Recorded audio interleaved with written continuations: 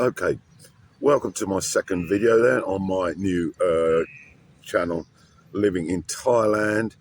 And the second video, hopefully is going to be short.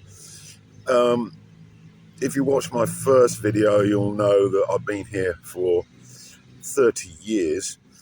And I thought I'd just basically give you a brief synopsis of how I got here. Originated in the UK, of course, and so this is a very brief history. So let's go back right to 1987.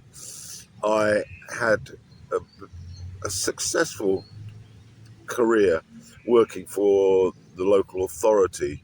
I was a qualified social worker, and I'd worked in my home county of Surrey for a number of years, and then later, following getting qualified at Nottingham, I returned to the area and worked as a field social worker from the offices, and I worked for 3 local authorities up there: Nottinghamshire, Derbyshire and Leicestershire.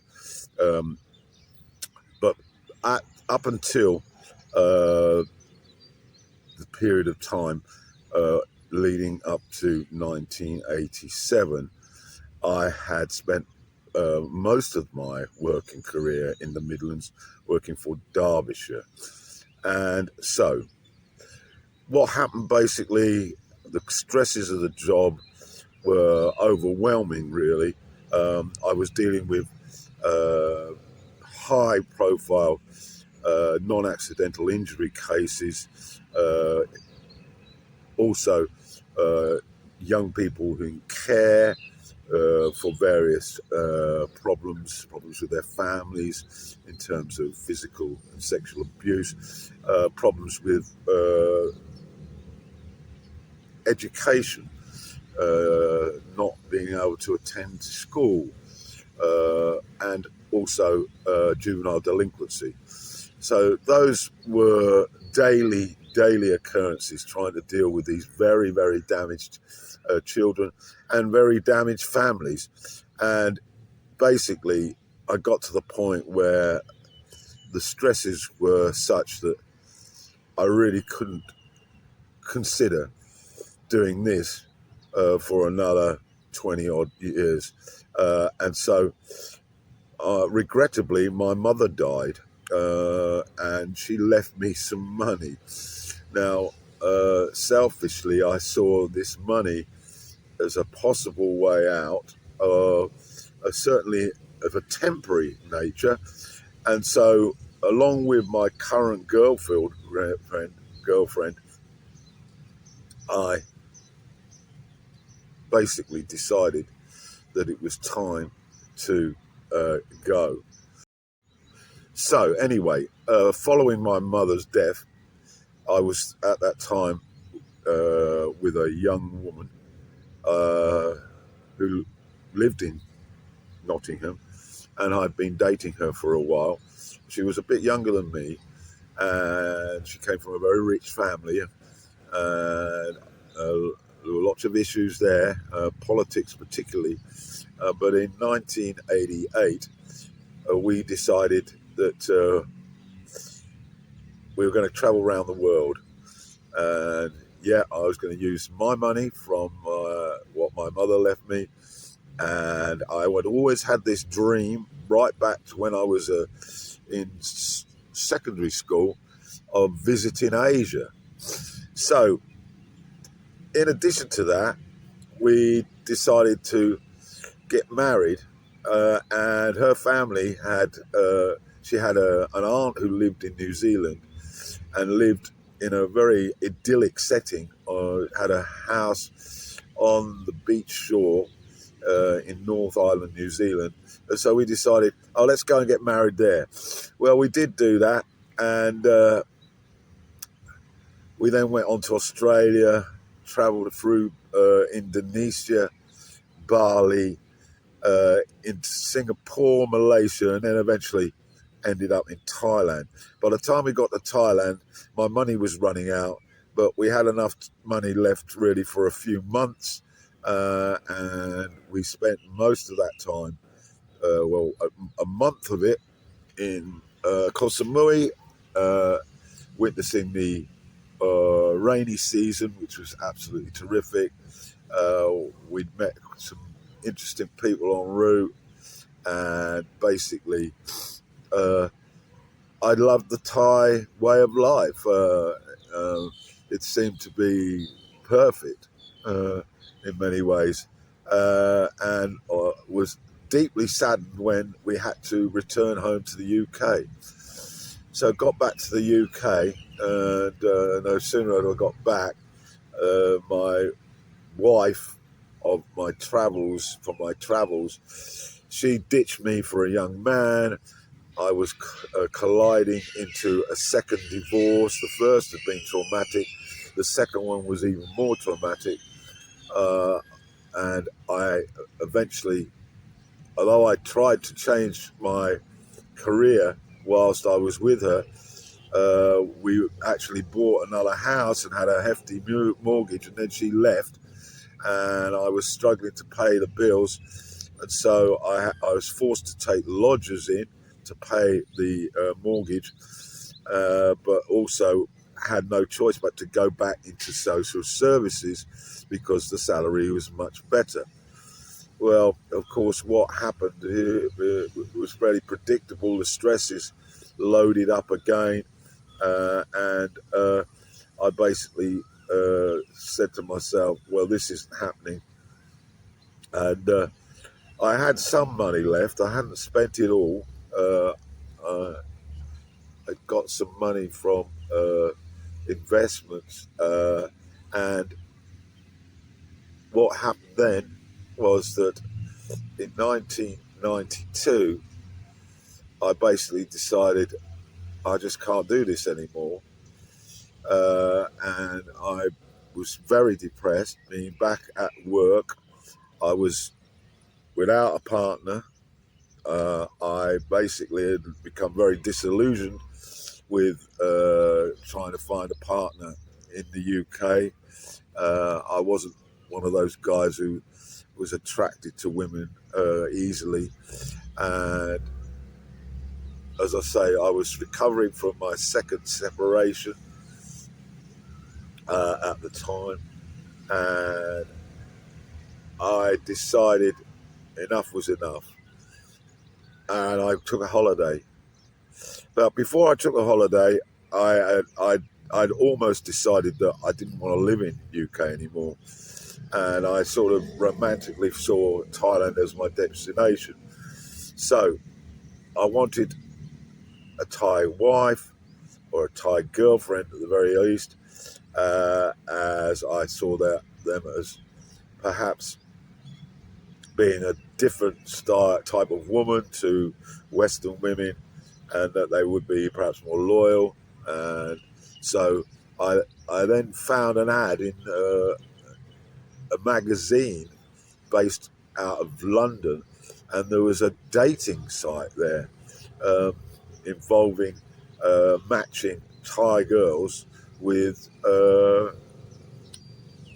men from the UK. So I thought, oh great, I'm going to go and see them, and I did.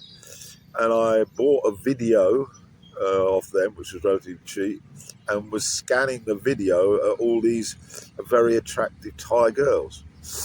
So I basically then got some time off work for being sick, bought a ticket and flew to Bangkok, and I arranged through this company to basically pay the amount, which was I think £1,000 before and 2,000 after.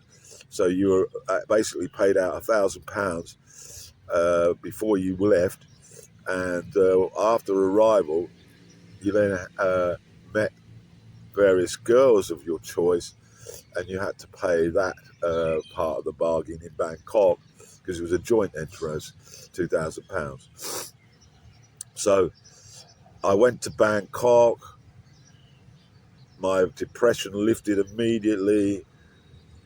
I was with a young women well, I didn't go with too many, but I went with a girl from the agency on the first night. uh, Very respectable, sort of out on the town restaurant.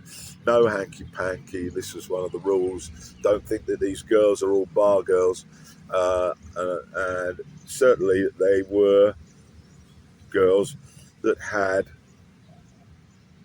credentials away from the bar. Uh, I, of course, went out at night after I had returned them to their bus uh, or their tuk-tuk, and basically, this is going on too long. Anyway, cut a long story short, I met a young woman who was in her early 30s. She looked extremely attractive, very Chinese looking. She had children, but I went out with her. It was an absolute crazy sort of afternoon trying to communicate with her using dictionaries because I didn't know any Thai, she didn't know any English. But we battled through those early ones, and I was with her for a couple of days in Bangkok. She lived with her younger sister outside the city, so she'd come in and she'd taken a day off work, which was quite something because she worked as a machinist in a factory. And eventually I decided I want to go to Bangkok. She came to I wanted to go to Pattaya. She went to Pattaya. We developed a sort of, I would say, a closeness. I then had to go back to England, of course, and I wrote to her, and I basically supported her application at the British Embassy in Bangkok so that she could come over to the UK. But of course, they were highly suspicious that she was a call girl and refused her visa.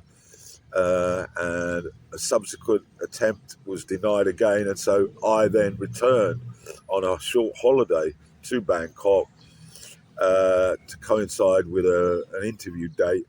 And I appeared at the embassy and showed my credentials in terms of my bank account, showing that I could look forward to look after her, and that my motive was genuine and her motive was genuine. And finally, reluctantly, they granted her a visa, a 6-month visa, so she came to the UK. So for a few months, I continued working at the social services department, but it became more and more an issue that I wasn't really happy doing that, and she was not very happy being separated from her family in Thailand, although she wouldn't admit it so. But she was clearly struggling, and so I basically decided that in 2003 that we were going to both go back to Bangkok and live in Thailand. Now, I did have some money because my father had died, and he left me some money. Not a fortune, but enough to sort of get me started in Thailand. And so that's what happened. I used the money that my father left me, plus a little bit in savings, to get my ticket for her and I to return to Bangkok. And basically, that's how I arrived. I arrived with a few £1,000s worth of money, not a great deal. I'd quit my job, my qualified job. Of course, in Thailand, there ain't no social services department here. I knew that I would have to try and find work, and the only thing that looked feasible was teaching English. Now, I'd never taught English in my life before, although I'd been amidst schools. I'd visited schools as part of my job, but it was still a huge jump to start to teach English. And that is basically where my permanent stay in Thailand began. So that's basically the bridge from being in England through travel to how I became here in Thailand, staying in Thailand. And I will go on to other aspects in my next video.